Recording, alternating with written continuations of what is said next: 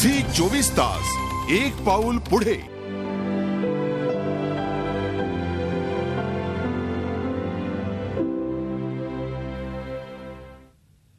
ब्रेकनंतर पुन्हा एकदा आपण चर्चेला सुरुवात करूयात.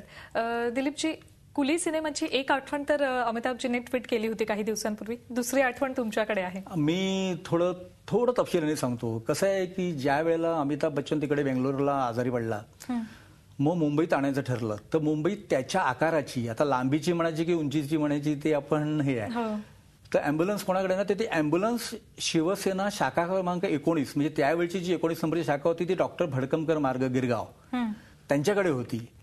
तर त्या अँब्युलन्सने अमिताभ विमानतळापासून बीच कॅन्डी व्हॅन त्याला आणला गेला त्या अँब्युलन्सने. पण अमिताभने याची जाणीव ठेवली.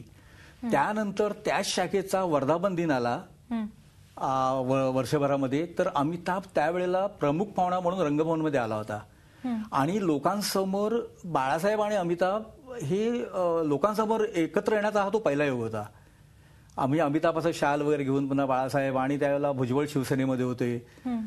तर माझ्या संग्रही तो फोटो पण आहे. आणि त्यावेळेला ते असं लोकांना धक्का होता की अरे दोन असे लोक एकत्र येतात. तर ते म्हणजे अमिताभ अजूनही ते विसरला नाही, हे जास्त महत्वाचं आहे. महिला कलाकारांविषयी पण खूपसे किस्से आहेत तुमच्याकडे. स्पेशली पद्मिनी कोल्हापुरे बद्दल काय सांगा? पद्मिनी कोल्हापुरेने ज्या टुटू शर्माशी लग्न करायचं ठरवलं, म्हणजे तिचा जो प्रेमविवाह आहे, परंतु त्यावेळी ती बंगल्यावर आली, मातोश्री बंगल्यावर आली. तिने बाळासाहेबांना कल्पना दिली की मी अमहाराष्ट्रीयन माणसाशी लग्न करते. मला वाटतं तिला एक धाकधूक होती की एक आपण मराठी आहोत, महाराष्ट्रीयन आहोत, आणि परत तिच्या नातेवाईकांचे बाळासाहेबांशी संबंध वगैरे. तर साहेबांना कल्पना दिलेली बरी. त्यामुळे तिने कल्पना दिली की बाबा मी अशी लग्न करते.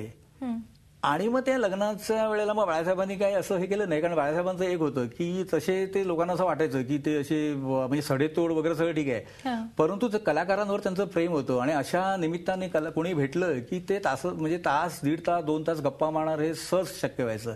जे बाळासाहेबांना पण ते असं बरं वाटलं की बाबा पद्मिनी कोल्हापुरे आपल्याला येऊन भेटून आशीर्वाद घेऊन गेली वगैरे. मराठी चित्रपटसृष्टीबद्दल म्हणायचं तर आशालता किंवा सुलोचना दिदी, जयश्री गडकर यांचे अतिशय चांगले संबंध होते बाळासाहेबांशी. म्हणजे त्यांची भेटीगाठी व्हायच्या. म्हणजे सुलोचना दिदींनी तर काल त्यांच्याबद्दल बऱ्याच आठवणी सांगितलेल्या आहेत.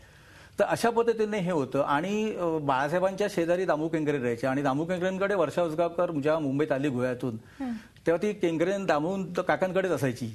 म्हणजे वर्षा उसगावकर ही बाळासाहेबांची शेजारीण असं आपण म्हणायला पाहिजे.